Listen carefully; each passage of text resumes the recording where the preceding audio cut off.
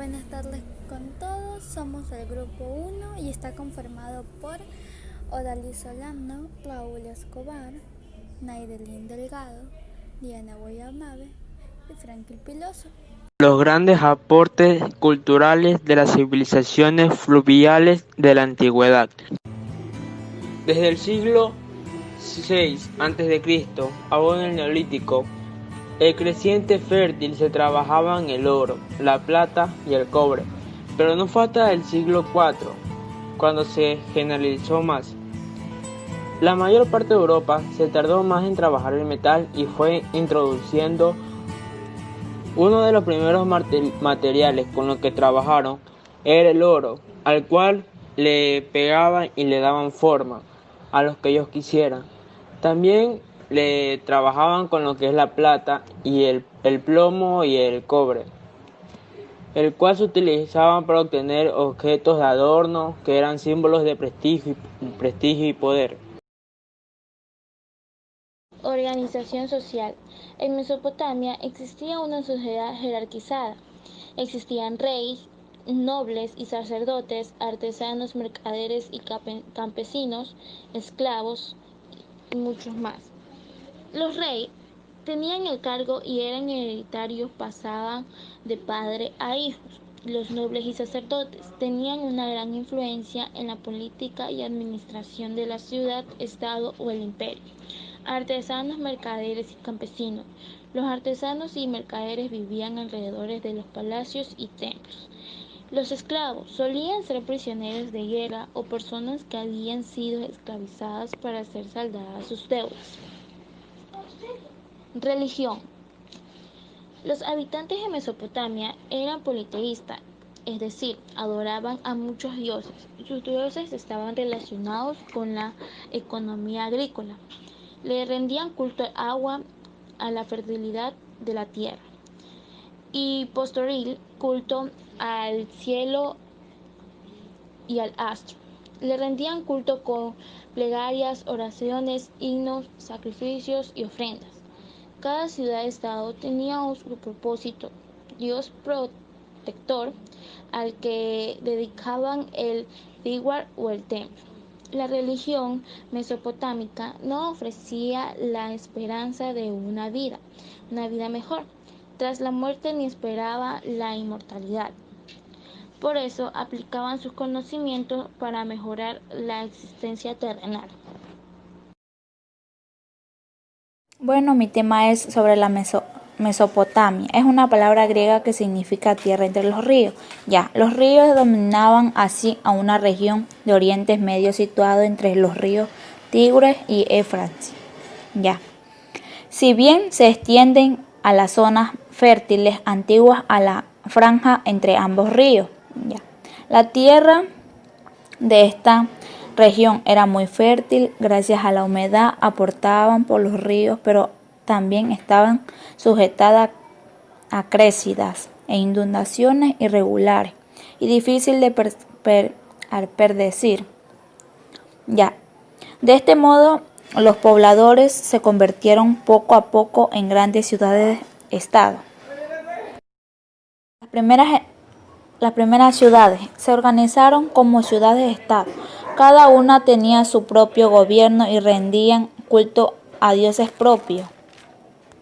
El poder político estaba liderado por caudillos o reyes que junto con los sacerdotes dirigían las ciudades y a sus habitantes mediante códigos de ley. Además, los reyes suponían en un ejército para controlar las ciudades y el territorio en que circulaban y de funcionarios para las tareas administradas.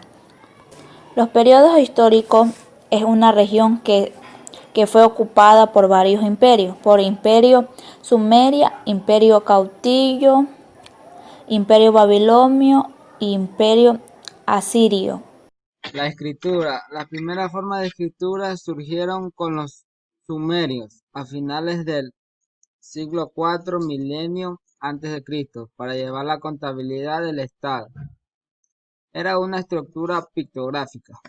En el tercer milenio antes de Cristo, Los pictogramas se fueron simplificando y evolucionaron hasta convertirse en unos caracteres que conocemos como escritura cuneiforme.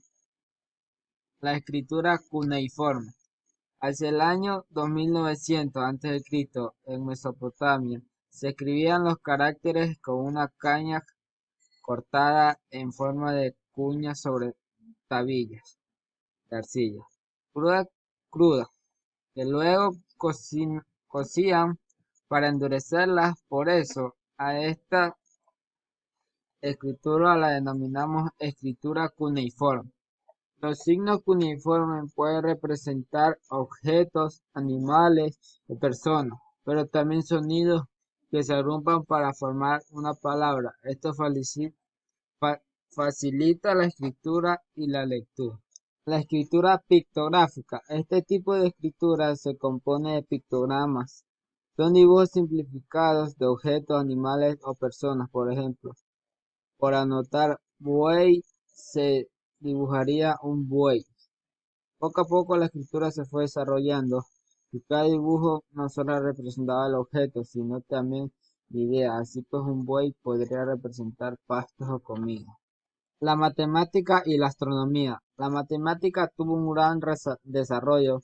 Cabe destacar que los mesopotámicos utilizaron el sistema sexagesimal para realizar sus cálculos, de donde proviene la división de la hora en 60 minutos y el minuto en 60 segundos. También desarrollaron la astronomía, pues era necesario conocer con precisión las crecidas cíclicas de los ríos y prever las inundaciones. Asimismo, establecieron un calendario en que el año tenía 365 días. El derecho. El derecho surgió para solucionar conflictos y administrar justicia. Los sumerios ya recopilaron leyes, pero no se escribieron hasta el tercer milenio antes de Cristo en las principales ciudades mesopotámicas. Los primeros códigos fueron los de las ciudades Lajas y Ur, pero el que se conserva de forma más completa es el código Hammurabi de Babilonia. Las leyes eran de origen divino y tenían como principio básico la ley de Talión, a la que la conocemos como ojo por ojo, diente por diente, es decir, se impone un castigo igual al daño que había sufrido. Las penas eran muy duras y a veces se aplicaba la pena de muerte. Tecnología. A los mesopotámicos se les atribuye la invención de la rueda en el estandarte de Ur, pieza de arte que data del tercer milenio antes de Cristo. Se representa un carro tirado por bestias. Esta es la representación pictórica más antigua conservada que muestra la rueda como elemento de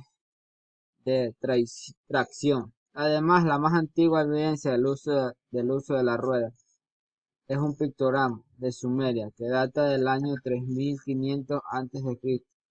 Por otra parte, también Mesopotamia fue donde comenzó a usarse bronce, hacia finales del siglo IV milenio antes de Cristo. China y sus grandes aportes. China, que su significado es país de en medio, que se localiza en el centro-oeste de Asia. Por el norte se limita con Mongolia, por el sur se limita con Indochina. Su origen radical está en grupos procedentes de Mongolia y Asia Central. Este se destaca por tener un territorio sumamente agrícola, ya que se beneficiaba por sus dos ríos muy importantes y por las constantes lluvias que eran provocadas por los ríos manzones. Frecuentemente tenían muchas guerras debido a la posesión de territorios, ya sea por enemigos cercanos o enemigos lejanos. Principales características de la dinastía. La dinastía china comenzó hace 2 siglos antes de Cristo. Chan en el año 2000 a.C. se estableció cerca del río Honghan-ho. Está atribuido a la escritura geográfica china.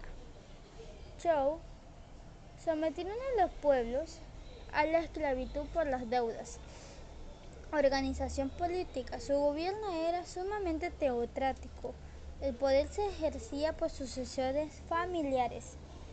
El rey se consideraba una deidad para todos los habitantes. Gracias.